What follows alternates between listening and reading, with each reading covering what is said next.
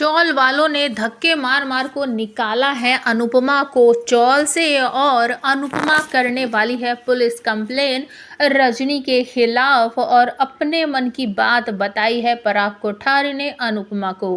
Hey everyone, Anupama serial के आज रात के एपिसोड में हाई वोल्टेज फैमिली और दोस्तों का ड्रामा देखने को मिलने वाला है, क्योंकि अनुपमा सभी लोगों को हाथ जोड़ जोड़ कर समझा रही है कि इसमें मेरी कोई गलती नहीं है, ये सब कुछ रजनी ने जानबूझकर किया है, उसने मुझे फंसाया है, इसमें मेरी कोई गलती नहीं है। लेकिन कोई भी उसकी बात पर यकीन कर ही नहीं रहा है।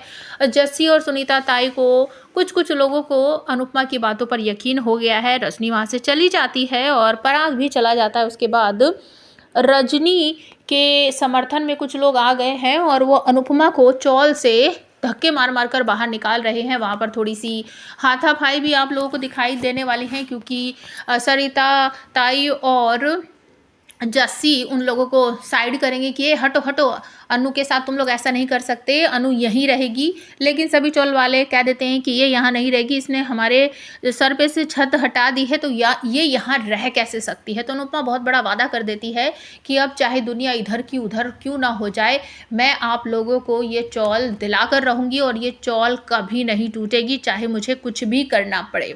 और अनुपमा जाकर बैठ जाती है मंदिर में और अपने कान्हा जी के, अपने कृष्ण जी के सामने रोती रहती है, बिलखती रहती है कि आप तो जानते हैं मैंने कुछ नहीं किया, लेकिन मेरी बचपन की दोस्त मुझे इतना बड़ा धोखा देगी, मुझे कभी यकीन ही नहीं था।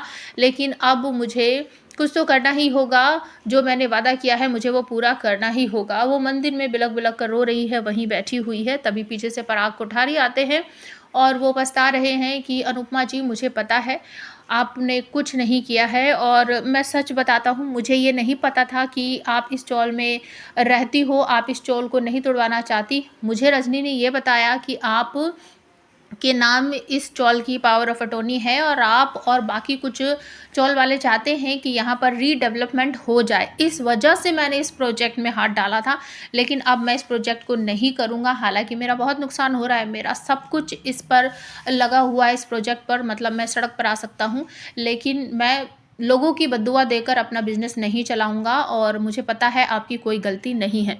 अनुपमा खुश हो जाती है, रोते हुए हाथ जोड़कर कहती है, इसका मतलब आपको मुझ पर विश्वास है ना, वो रजनी ने आपको और मुझे धोखा दिया है, आप मानते हो ना। तो पराग कहते हैं हाँ मैं मानता हूँ, आपकी कोई गलती नहीं है। और जब अनुपमा को सब लोग धक्का मार मार कर बाहर निकाल रहे होते हैं तो ये बात राही और प्रेम को बहुत बुरी लगती है और राही बहुत भड़कती है प्रेम पर, कहती है मम्मी ने फिर वादा कर दिया। मम्मी ना समझती नहीं है, वादे पर वादा, जिम्मेदारियों पर जिम्मेदारी लेती रहती है और फिर उन्हें निभाने के चक्कर में वो देखती ही नहीं है कि उनसे क्या गलती हो रही है।